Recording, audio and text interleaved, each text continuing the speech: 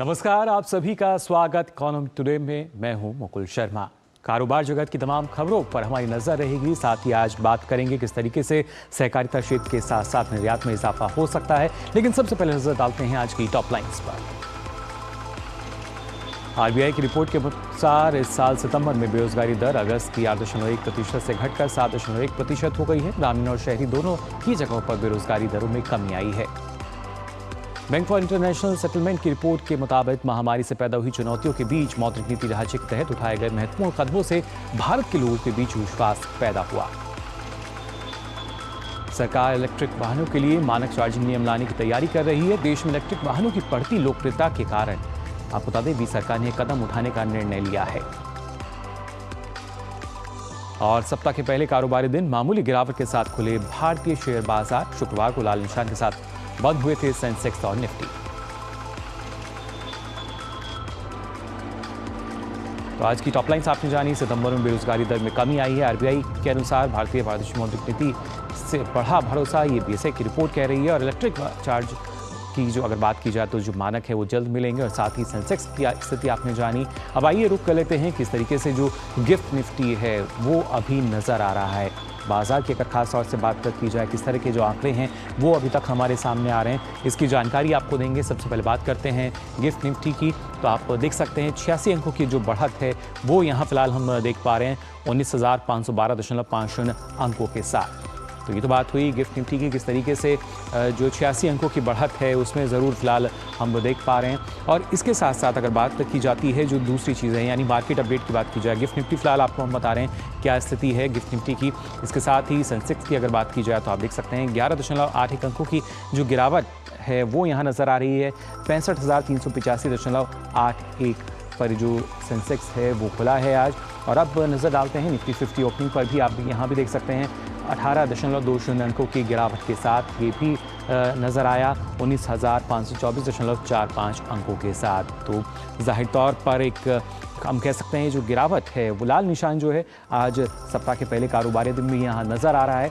और अगर वहीं बात की जाए अब टॉप गेनर्स की जो हरे निशान में सीधे तौर पर हमें नज़र आ रहे हैं, आईसीआईसीआई बैंक की बात करें, नेस्ले इंडिया की बात की जाए, Bajaj finance services, Tata Motors, ये 5 ऐसे टॉप गेनर्स हैं जहां पे आज हरा निशान जो है वो हम देख पा रहे हैं। आप देख सकते हैं किस तरीके से जो बढ़त है वो इनमें नज़र आ रही है।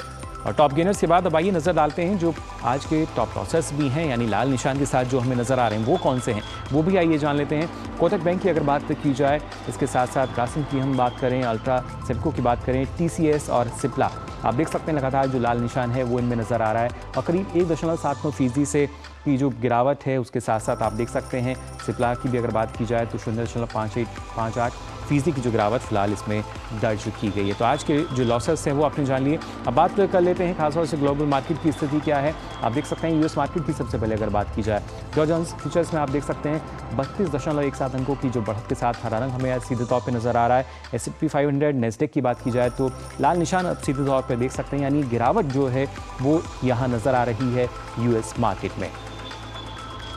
और इसके साथ साथ अगर बात की जाए यूरोपियन मार्केट की, वहाँ क्या स्थिति है आइए जान लेते हैं। यहाँ भी देखिए लाल निशान जो है वो हमें नज़र आ रहा है यानी यहाँ भी गिरावट फिलहाल नज़र आ रही है। FTSE की बात की जाए, CAC की बात करें, डेक्स की हम बात करें तो यहाँ भी अलग अलग जो मार्केट है उसमें आप देख सकते हैं यूरोपियन मार्केट में गिरावट के साथ जो कारोबार है वो नज़र आ रहा है।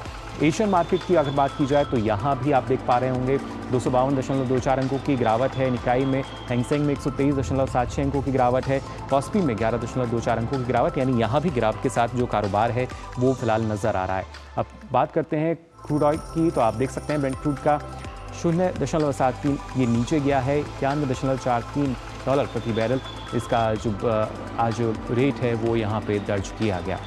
और ये तो बात हुई मार्केट की, लेकिन इसके साथ साथ और क्या कुछ खास है इस पर भी आपके साथ हम जानकारी साझा करेंगे। लेकिन फिलहाल यहाँ रुक रहे हैं एक छोटे से ब्रेक के लिए।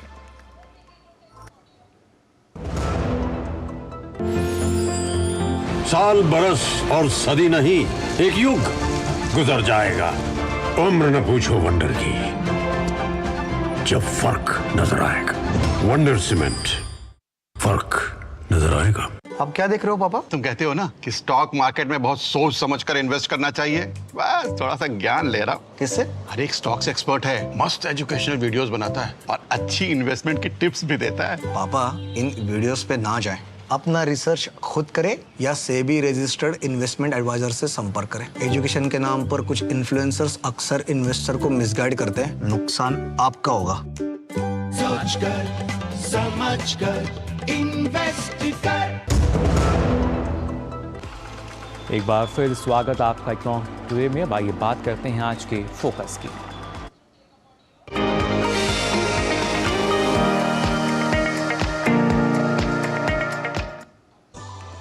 देश से निर्यात बढ़ाने के लिए न सिर्फ केंद्र सरकार की नीतियां बल्कि अलग अलग क्षेत्रों की पहल भी नजर आने लगी है। वहीं कॉपरेटिव क्षेत्र में भी निर्यात के अवसरों को देखते हुए नेशनल कोऑपरेटिव एक्सपोर्टर्स लिमिटेड यानी एनसीएल की स्थापना सहकार से समृद्धि के विजन को साकार करने की दिशा में एक महत्वपूर्ण कदम साबित होने जा रही है।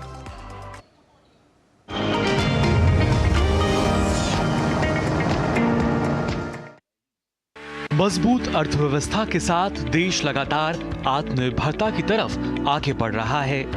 ऐसे में फॉरेन ट्रेड में भी एक बड़ा बदलाव देखने को मिल रहा है। अब से पहले हमें कई उत्पादों के लिए दूसरे देशों पर निर्भर रहना पड़ता था। हम इंपोर्ट ज्यादा करते थे और एक्सपोर्ट कम, जिस वजह से ट्रेड डेफिसिट में तो इजाफा होता ही था, साथ ही करंट अकाउंट डेफिसिट में भी इजाफा होता है। लेकिन अब परिस्थितियां बदल रही हैं। ये नया भारत है जो इंपोर्ट की निर्भरता को कम करते हुए अलग अलग क्षेत्रों में एक्सपोर्ट को बढ़ावा दे रहा है। ऐसे में कोऑपरेटिव सेक्टर यानी सहकारी क्षेत्र की बात की जाए तो ये क्षेत्र बड़ी भूमिका निभाता नजर आ रहा है, जिससे अर्थव्यवस्था को सीधे तौर पर फायदा होगा। केंद्र सरकार की इस योजना में दूर दराज के गांव भी शामिल हैं। इनमें सहकारी समितियों के माध्यम से निर्यात को बढ़ावा देने के लिए राष्ट्रीय स्तर की निर्यात सहकारी समिति की स्थापना मोदी सरकार के सहकार से समृद्धि के विजन को साकार करने की दिशा में एक महत्वपूर्ण कदम है। नेशनल कोऑपरेटिव एक्सपोर्ट्स लिमिटेड यानी NCEL का उद्देश्य देश की भौगोलिक सीमाओं से परे व्यापक बाजारों तक पहुंच बनाकर भारतीय सहकारी क्षेत्र में उपलब्ध अधिशेष के निर्यात पर ध्यान केंद्रित करना है।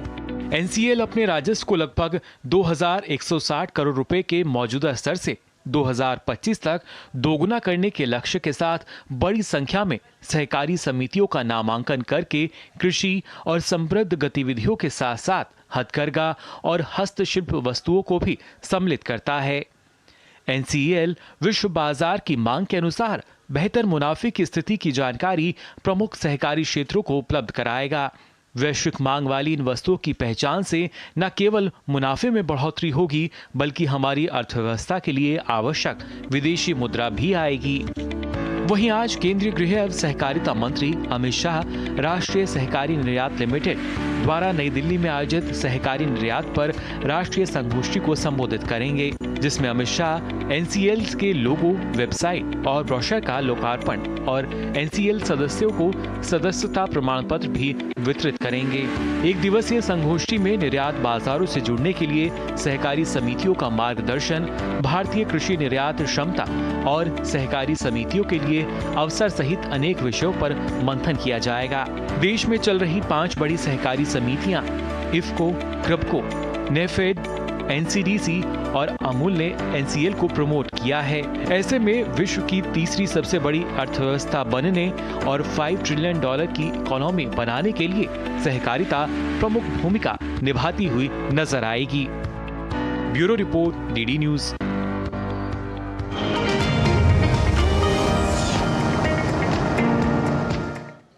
तो जाना आपने किस तरीके से सहकार से समृद्धि की तरफ हम आगे बढ़ रहे हैं, हमारी अर्थव्यवस्था में मजबूती आ रही है। इस पर और ज़्यादा बातचीत करने के लिए हमारे साथ 2 खास मेहमान जुड़े हैं, उनका परिचय आपसे करा दें। हमारे साथ मौजूद हैं मुकेश दवे जी, आप MD हैं NCEL के, और प्रोफेसर हरिकृष्ण मिश्रा जी हमारे साथ जुड़े हैं इंस्टीट्यूट ऑफ रूरल मैनेजमेंट, आनंद, गुजरात से। आप दोनों का बहुत बहुत स्वागत हमारे इस कार्यक्रम में। सबसे पहले यहाँ आपके पास मैं आना चाहूँगा, क्योंकि खासतौर से अगर बात की जाती है NCEL की, इसको आप कैसे देखते हैं देव साहब? क्योंकि दवे जी, क्योंकि लगातार बात यही गई कि निर्यात को हमें बढ़ावा देना है और इसके लिए बाकायदा आज भी एक संगोष्ठी का आयोजन भी किया जा रहा है।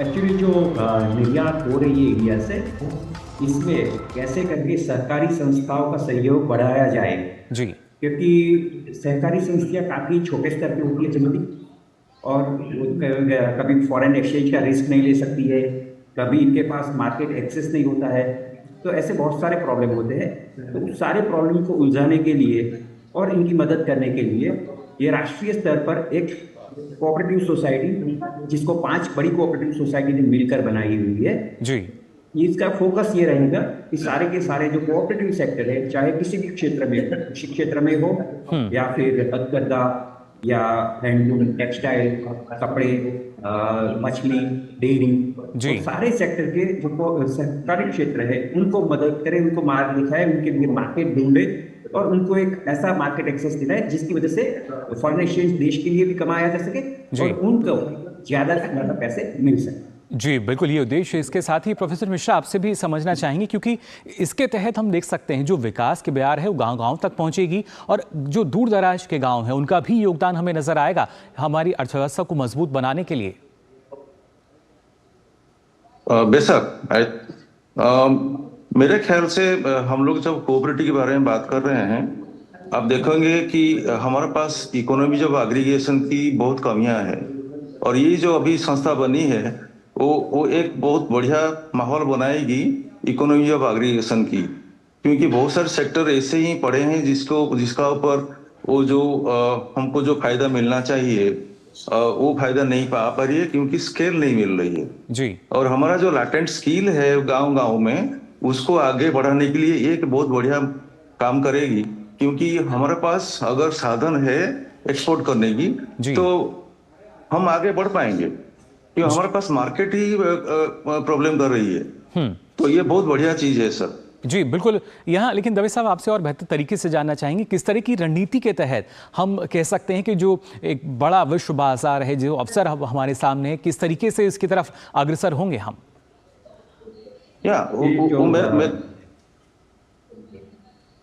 जो नेशनल कोऑपरेटिव एक्सपोर्ट लिमिटेड है, राष्ट्रीय सहकारी निर्यात लिमिटेड, वो 2 पैमाने पे काम करेंगे। एक, अपना प्रोक्योरमेंट स्ट्रॉन्ग करने के लिए किस किस चीज की उपलब्धि हो सकती है भारत के अंदर से, और सामने उसको मार्केट एक्सेस कैसे किया जाए। और चलिए अब सीधा रुक कर लेते हैं। फिलहाल विदेश मंत्री डॉक्टर जयशंकर दिल्ली के नेहरू पार्क में पौधारोपण कार्यक्रम में शामिल हो रहे हैं और इस कार्यक्रम में I think it's a very fitting way today to mark the progress and achievements of the G20 as we come close to the end of our presidency. About 3 weeks ago, I was in New York for what's the annual gathering of diplomacy, the United Nations General Assembly. And I must share with you that the G20 was very much the subject of conversation. A lot of people were still a little surprised that the G20 could bridge what were strong positions and deep divides. Many other countries also took particular satisfaction at the permanent membership of the African Union in the G20. But overall, there was a sense in global diplomacy, really, that this G20 actually delivered very substantively on what were the most pressing issues of the day, and that, quite honestly, turned out far better than most people expected.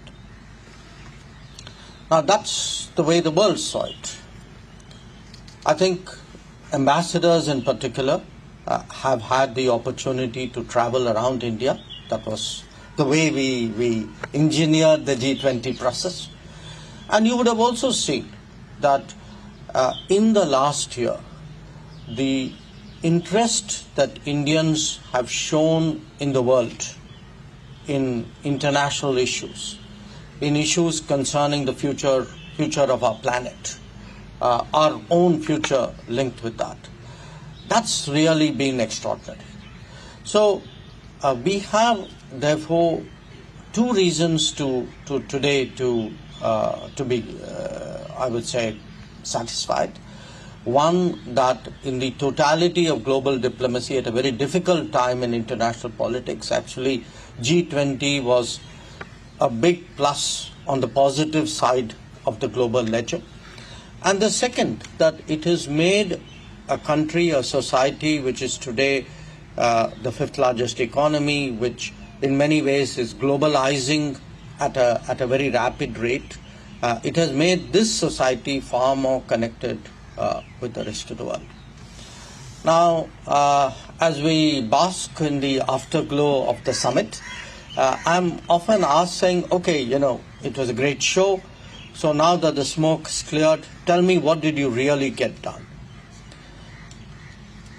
When I look at what we got done, and to me, the 4 or 5 key takeaways were the action plan for the SDG, which directly fed into the SDG summit, which happened after the G20. The Green Development Pact, the message of women-led development, the support for digital public infrastructure, the life mission, the sustainable lifestyle for environment. At the end of it all, there was a very strong sustainability, green, global south image that came out of the G20. And that is why I feel today that the ceremony that we will be commencing after this is a very fitting way, really, of marking this G20. That this G20, we would like it certainly to be remembered as a green G20, as a sustainable G20, in many ways as a G20 of the future, and a G20 which honestly would not have delivered the outcomes had it not been for the entirety of the G20 membership. So today we meet partly to mark these achievements, but from our perspective, I would also say we meet to thank our fellow G20 members, without whose cooperation all of this would not have been possible. We thank the guests and the international organizations because they added a texture and a richness to the G20 process, which actually made it today globally as impactful as it has done. So once again, really, thank you all for coming. And I join my friend Hardeep in saying that we Delhi Walas who have not only grown up in this city, been educated here, who have worked here, but who have walked here. For us, Nehru Park has a particular symbolism. So I'm sure that in the years when Hardeep and I and Saxena ji, hopefully you will join us as well, when we take our morning walks and evening walks, the G20 trees will always be there for us to look back at what was one of our signal achievements. Thank you once again.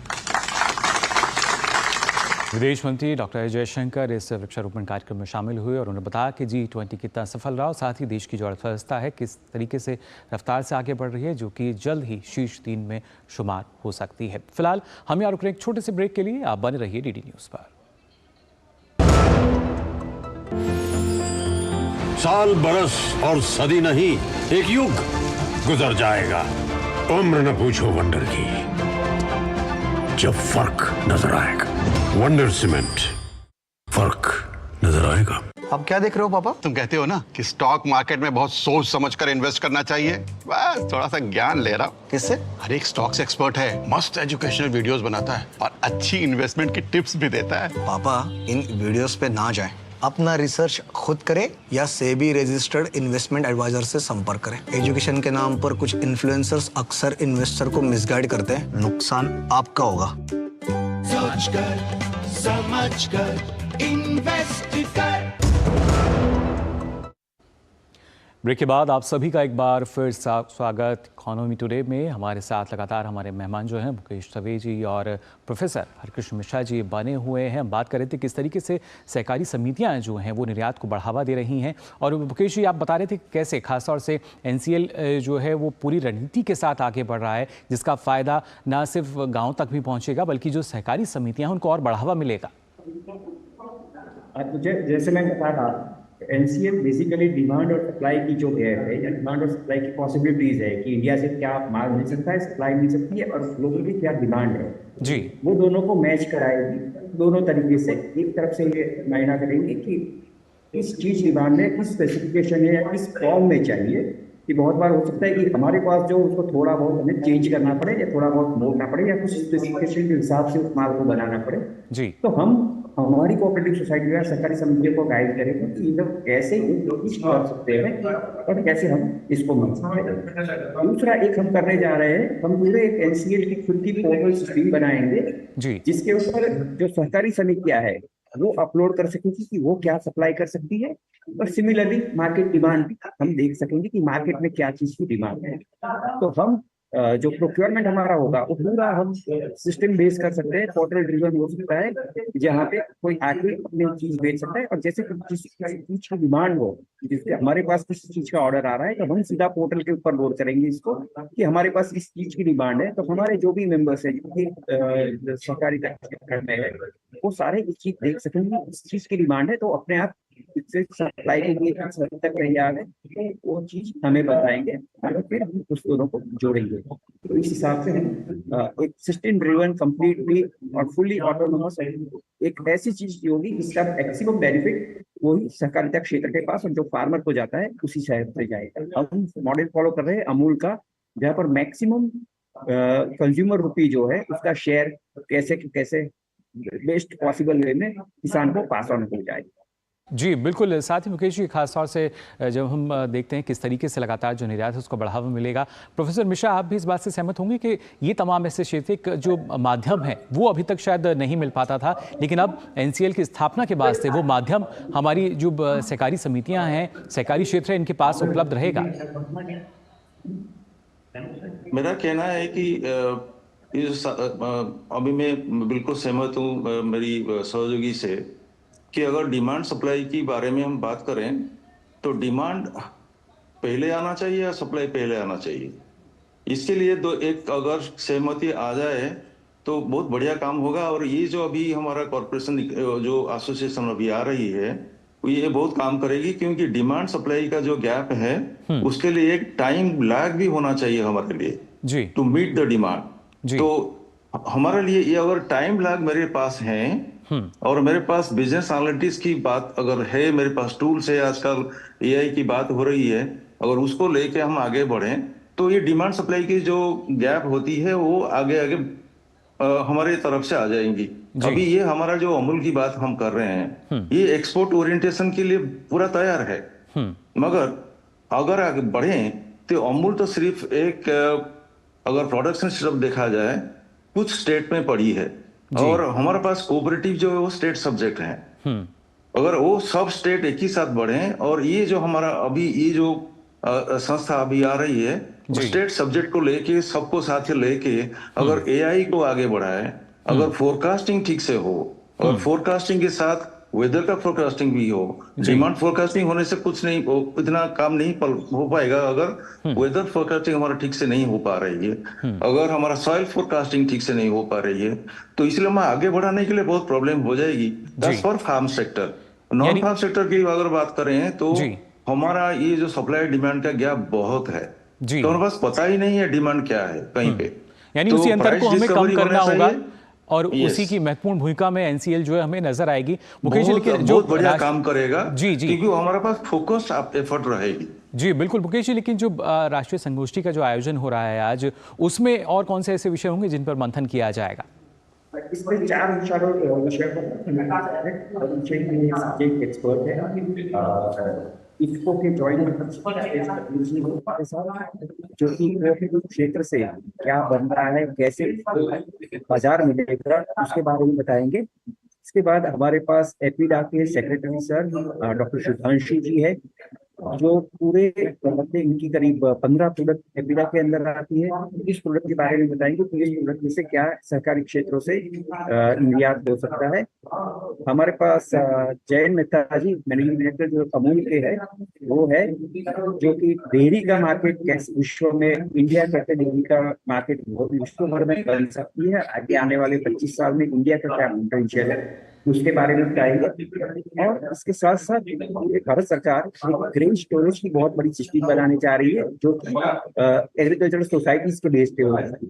उसका पूरा मार्गदर्शन Mrs Sucheta Sharma ji, जो कि ministry of cooperation में director है, वो उनके बारे में पूरी ग्रेनरी सिस्टम इंडिया में कैसे बना सकती है। बिकॉज हमारा जो स्टोरेज है, स्टोरेज का बहुत लैकिंग फैसिलिटी है अभी, जबकि अदरवाइज आप डेवलप्ड कंट्रीज में देखो तो हर एक फार्म के अंदर ही बड़े बड़े साइलोज लगे हुए होते हैं और स्टोरेज वहां पे ही अच्छे से हो जाता है।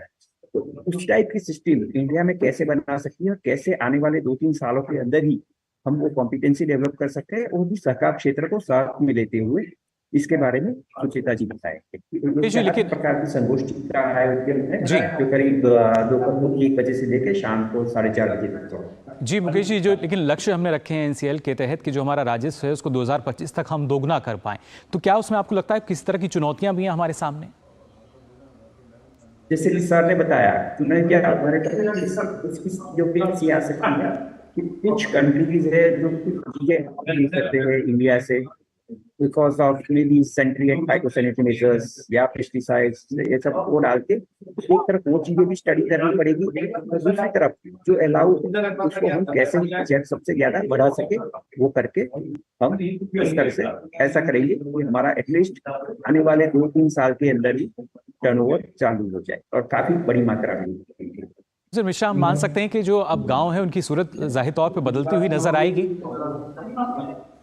जरूर जरूर, कि अभी मैं फिलहाल अभी कुछ गांव में गया था, उसमें हमें ये उभर के आई कि उनके पास डिमांड की कुछ इंफॉर्मेशन एसिमेट्री चल रही, क्योंकि उनके पास पता नहीं है कहाँ पे क्या डिमांड है, और उनका लैटेंट स्किल है, लैटेंट इंटेंशन भी है उनके पास।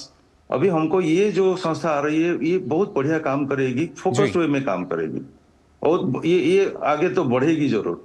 जी बिल्कुल आगे बढ़ेगी और देश की अर्थव्यवस्था को भी और मजबूती प्रदान करके आगे बढ़ाएगी। फिलहाल आप दोनों का बहुत बहुत शुक्रिया हमारे साथ जुड़ने के लिए। तो जाना आपने किस तरीके से सहकारी क्षेत्र की जब हम बात कर रहे हैं कोऑपरेटिव, वहाँ पे किस तरीके से जो निर्यात है उसको बढ़ावा दिया जा रहा है। एनसीएल जो कि आने वाले समय में लगातार कोशिश यही करेगी कि हर एक क्षेत्र जो है जो कि सहकारी क्षेत्र से जुड़ा हुआ है वहाँ पे सभी को लाभ मिल सके और देश की अर्थव्यवस्था को मजबूती दिलाई जा सके। फिलहाल आज के लिए कॉलम टुडे में बस इतना ही। मुझे दीजिए अनुमति। नमस्कार।